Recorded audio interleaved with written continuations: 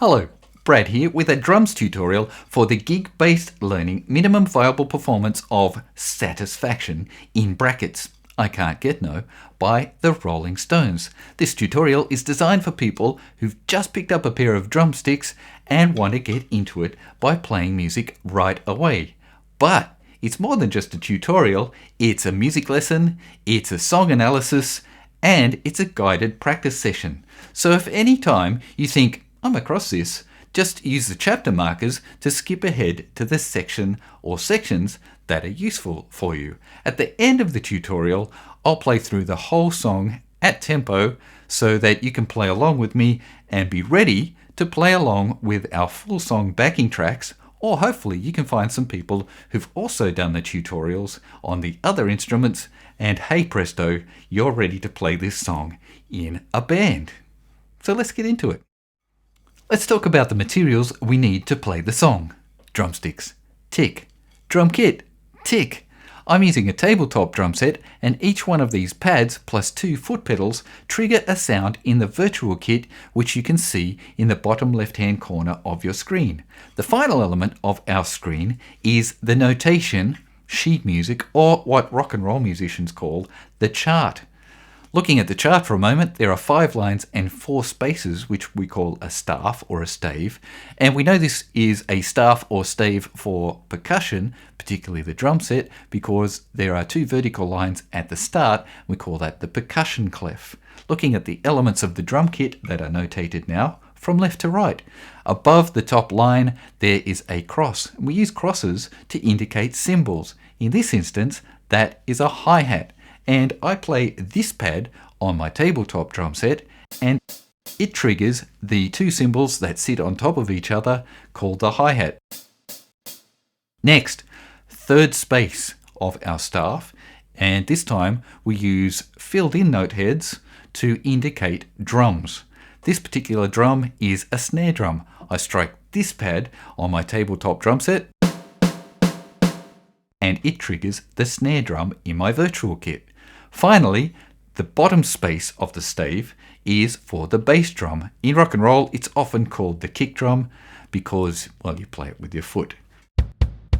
It triggers the large drum on the floor called the bass drum.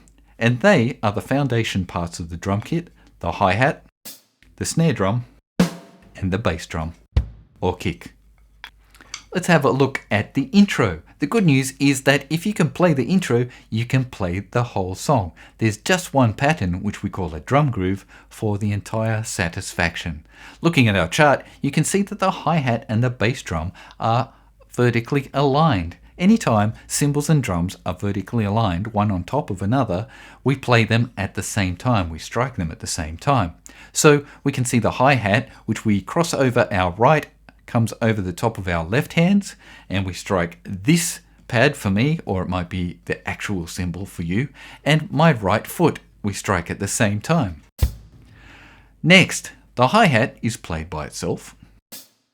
Then you can see the hi-hat and the snare drum are vertically aligned, so arms still crossed over, hands crossed over, hi-hat and snare drum at the same time, and then hi-hat by itself. As we look through the rest of the notation there, you can see that it's exactly the same as what we've just done. And that gets us to the vertical line, which we call a bar line, and congratulations, you've just learnt 1 bar. So let's have a look at that. So that was, I'll just say it and you play it. And it's really important to say it as you play it and go as slowly as you possibly can to do it precisely, and then you speed up your precision. All right, so I'll say it, you play it. Hand and foot, hand, hands, hand. So that's right hand and right foot, right hand, hands together, hand. Remember, our hands are still crossed over. Here we go. Hand and foot, hand, hands, hand. Hand and foot, hand, hands, hand.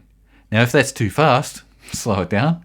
And if it's not fast enough, speed it up. And in fact, we can do what's known in the music as an accelerando, gradually getting faster. So we started at a speed, which we call tempo, that feels comfortable, and we can cut it, like maybe this: hand and foot, hand, hands, hand. And as we're comfortable, we can gradually speed up. So, hand and foot, hand, hands, hand, hand and foot, hand, hands, hand, hand and foot, hand, hands, hand, hand and foot, hand, hands, hand. Okay. Take a moment to really get that bedded down, and then we'll be ready to try the next section of the song. Let's have a look at the chart for the chorus. Yes, there's our 1 bar of groove, and in the next bar, a percentage sign, which we call the repeat bar sign in music. It means, yes, repeat that bar. Then there's another one, repeat that bar, and another one, repeat that bar. So 4 bars of groove gets us to the end of the line where we see another repeat device. It's called a repeat sign, 2 dots and a bracket. And it tells us to go back to the repeat sign facing the other way, the 2 dots and the bracket, this time at the beginning of the staff, and do it all again. So 1 bar of notated groove gets us 8 bars of music. And this is a legacy to the day when people would write sheet music out by hand, and it was a real drag to write the same thing out over and over again. So these devices are really important for all musicians to be aware of, but particularly for drummers, as this is how our sheet music tends to be written. So we're going to practice the chorus using a metronome or click track, and the click track's job is to sound a click on every beat. This tells us the speed of the music, which we call the tempo. And tempo is expressed as beats per minute. So we're going to practice this at 70 beats per minute.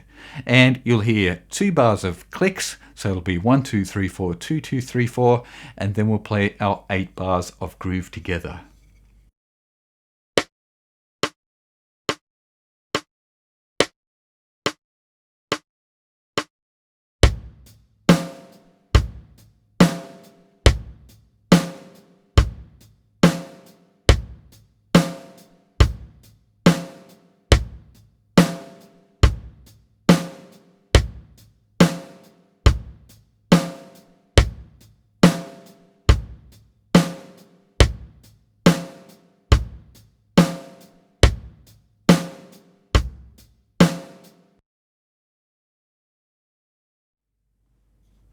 Our pre-chorus is 4 bars of groove. There's our drum pattern and 3 repeat bar signs, 4 bars of groove.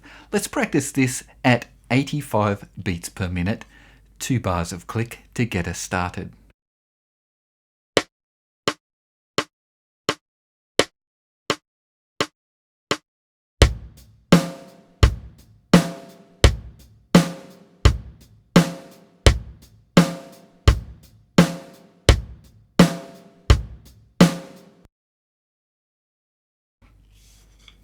Onto the verse. There's some heavy repeat action going on in our chart, so let's break that down. 1 bar of groove, repeat that bar, hit the repeat sign, back to the repeat sign, repeat those 2 bars. 4 bars. Onto the next part where in red it says riff continues, in blue Vox when I'm driving. There's a bar of groove, repeat that bar, hit the repeat sign, but wait, above the repeat sign you can see 6X written in green.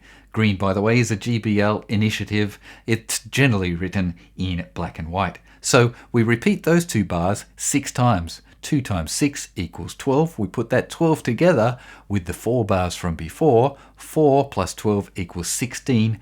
Standard rock and roll practice for a verse. Now, let's practice our verse at 100 beats per minute. This is going to be great because we've got 16 bars at 100 beats per minute to practice. This is going to put us in great shape as we head towards our ultimate tempo of 136 beats per minute for the track. 2 bar counting, here we go.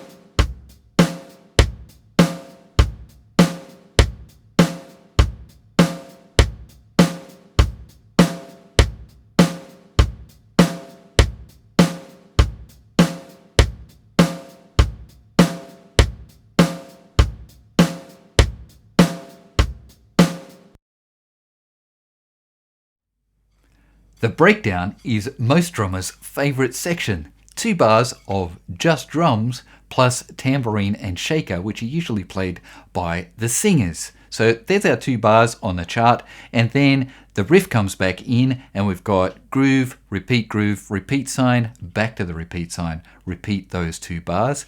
So all up, we've got our 2 bar breakdown, 4 bars of riff to give this breakdown section 6 bars. So let's practice this at 110 beats per minute, 2 bar count in, 6 bars of groove at 110. Here we go.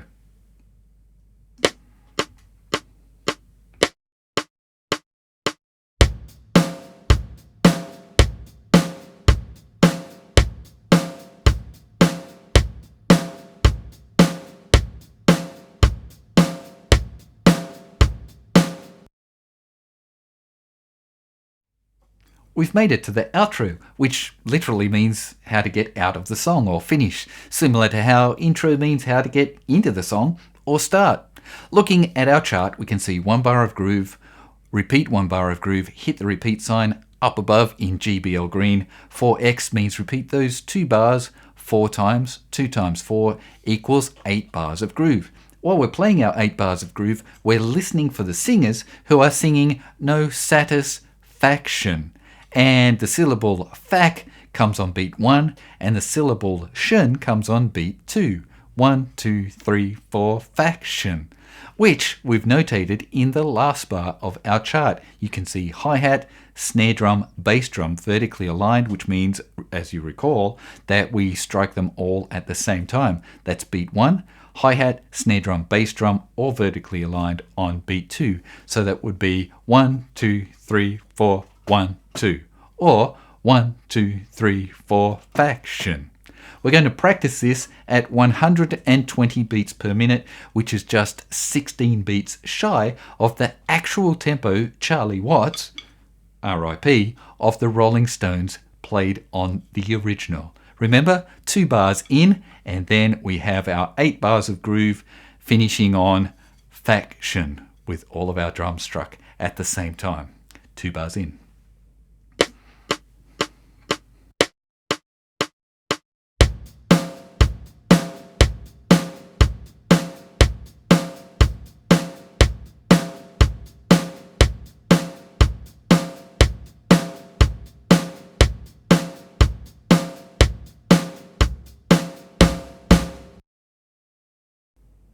So how does that all come together? Let's have a look at our Satisfaction All Sections Guide. So we've learned the intro, the chorus, the pre-chorus, the verse, the breakdown, and the outro. Looking to our handy GBL Satisfaction Form Guide, we start with the intro. Note the green repeat sign. We have the chorus, the pre-chorus, verse 1, breakdown, GBL green repeat sign, look above 3 times. So we've done it once. We come back to the green repeat sign, chorus, pre-chorus, verse 2, breakdown, hit repeat sign, back for the last time, chorus, pre-chorus, verse 3, breakdown, outro where we're listening for faction, and we finish striking all of the drums on beats 1 and 2, faction. We're ready to play. In this playthrough for drums, I'll play the entire track from beginning to end at 136 beats per minute, the same tempo as the original track by the Rolling Stones. This is designed for you to play along and to prepare you to play along with the gig-based learning simplified cover version of this song, and to play your part in the GBL backing track where we've removed the drums so you can play along with the band. We also hope that your friends have been learning the other parts too, so you can come together as a band and play this song. Now to the chart. This is a scrolling band chart. A band chart is designed to give just the vital information that applies to all band members. So we have the structure of the song, whether it's a verse or a chorus, the chords that we're playing, the tempo, and instructions like who should play and who should not play. Let's have a look at how that works on the chart. Green writing, instructions for band members, blue writing for things that are said or sung, and red writing for indicators like this is the riff.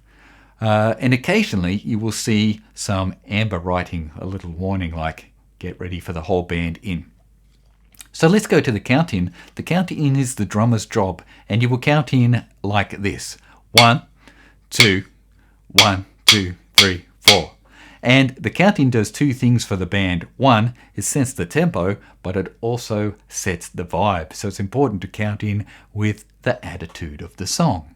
All right, so why do we count 1, 2, 1, 2, 3, 4? Well, because if you're on a big stage, maybe nobody heard the first time and they're all thinking, is this the first bar of the count in or the second bar? So having different counts in the first bar and the second bar is really helpful. Clicking the sticks together, again, if it's a loud audience, it helps to cut above the audience ruckus.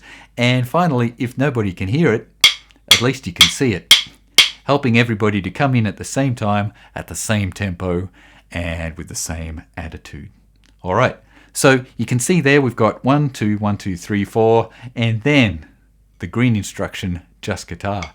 So we've got 1, 2, 3, 4 bars, and then it says whole band, and we're in on the drums until the end when we finish on faction. Okay, are you ready? Let's play.